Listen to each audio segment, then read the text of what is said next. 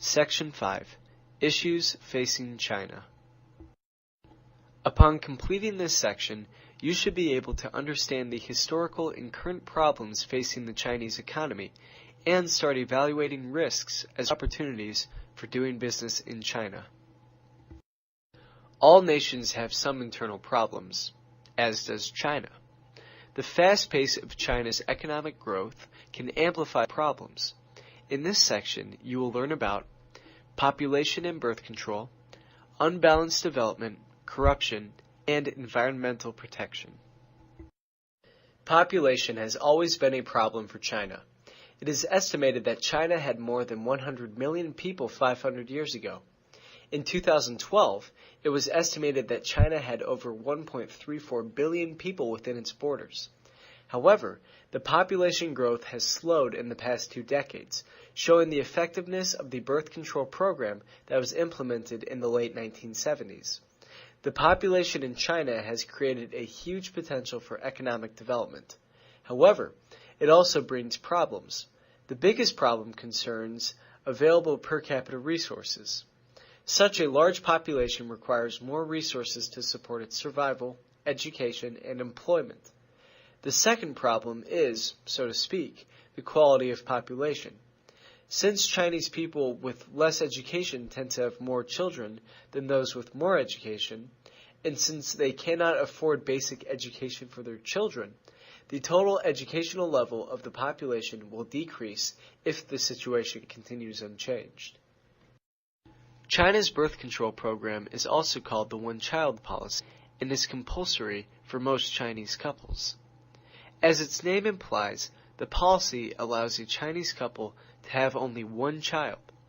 According to Chinese officials, China could have an additional 300 million people in its population if the birth control policy had not been instituted in the 1970s.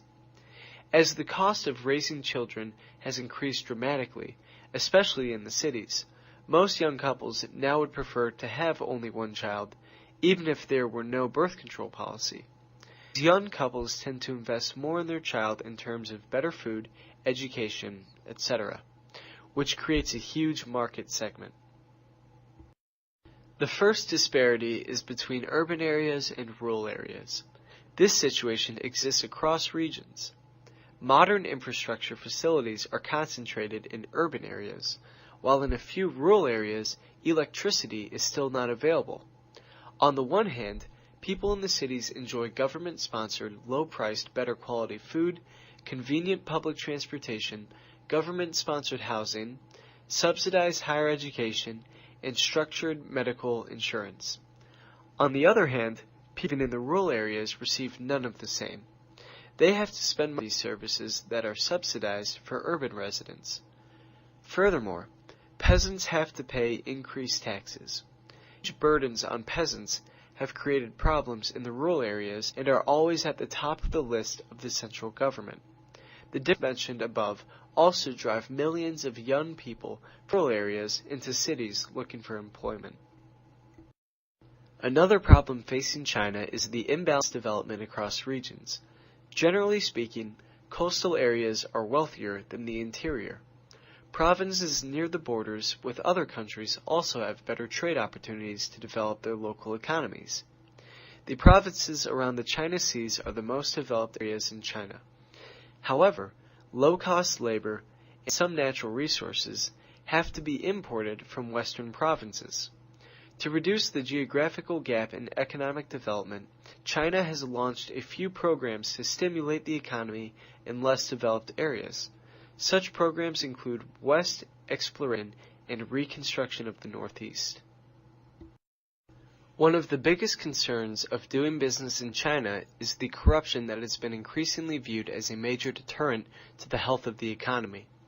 Though the situation has improved recently, corruption is still common in government agencies and police forces. Partly due to an incomplete personal credit system, corruption also exists in the business unit. What this means is that, because it is a difficult task to check an individual's credit history, including his or her salary, it is relatively easy to take and hide bribes in China. Do not be surprised if someone from your partner company in China asks you for bribes. Regarding the police, usually they are very polite to foreigners because the police understand the importance of attracting tourists and foreign investors. Also, the police force has a special division that responds to foreigners, thus making it less possible for local police officers to ask for bribes.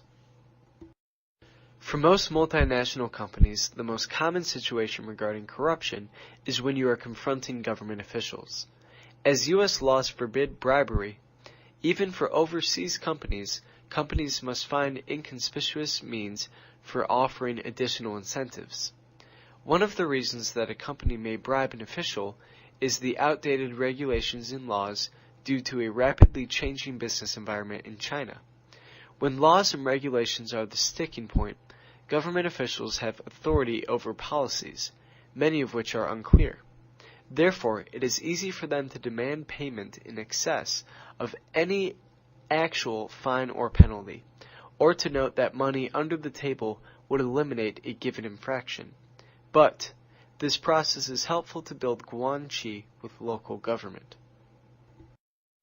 Some people believe that China's growth in the past 20 years has come at the expense of the environment. One of the major cities in the south, Guangzhou, had blue sky and white clouds 20 years ago. However, in 2005, local people saw their shadows on fewer than 31 days. According to independent research, 4 of the world's 10 most polluted cities are located in China. Additionally, only 37% of the surface water monitored meets the national standard. 38% of the land suffers from soil erosion and 27% from desertification. Some scholars blame foreign investment for the pollution. This is because some multinational companies move their factories to China to reduce spending on environmental protection, which is strictly regulated in their home countries. Others believe that local businesses create most of the pollution in China.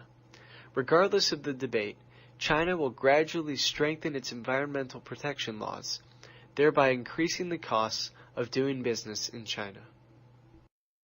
China is experiencing a dramatic economic and social transition with major impacts on health.